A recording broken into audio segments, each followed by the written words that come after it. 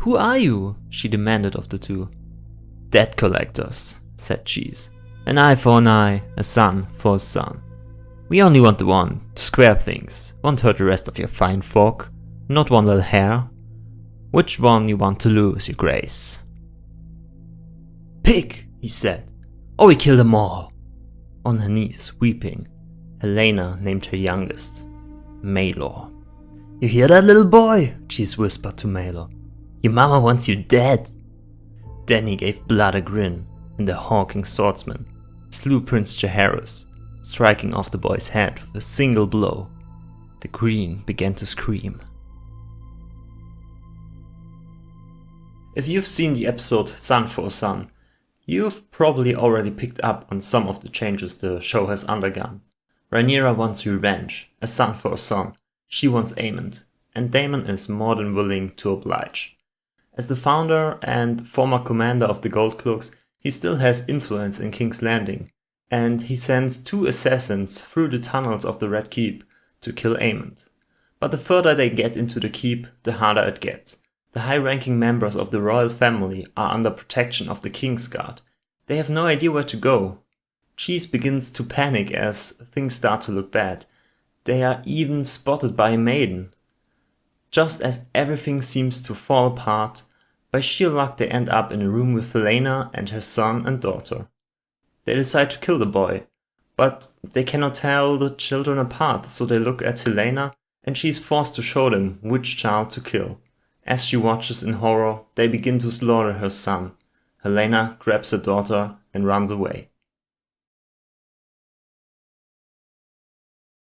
In the book we are not told if Rhaenyra had anything to do with the plot against Aemond.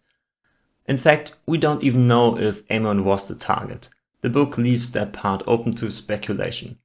What remains the same is Daemon's involvement in the scheme. As in the series, he sends a ratcatcher and a ruffian through the tunnels into the Red Keep. But it seems unlikely that Aemond was the target. Blood and Cheese went specifically in the less secure Tower of the Hand, where Alicent's quarters are. They took her hostage, strangled her maid, and waited for Helena and her children to arrive, as it is their habit. And as they arrive, Blood kills their guards and Cheese grabs Maelor and tells them they'll all die if anyone screams. And they give Helena a choice. She must decide which of her sons will die. After contemplating the horror, after offering herself, she finally chooses Maelor. "You hear that, little boy?" Cheese whispered to Maelor. "Your mama wants you dead." Danny gave Blood a grin, and the hawking swordsman slew Prince Jaehaerys, striking off the boy's head with a single blow. The Queen began to scream.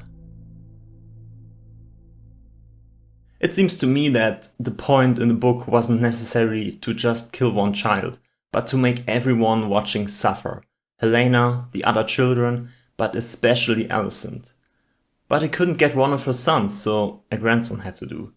And after watching A Son for a Son, I honestly was quite disappointed.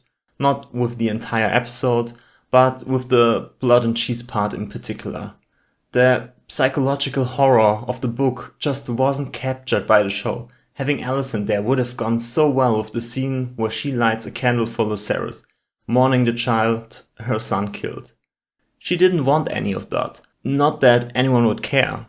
She gets punished anyway, and just like in the book, this scene would have been incredibly powerful.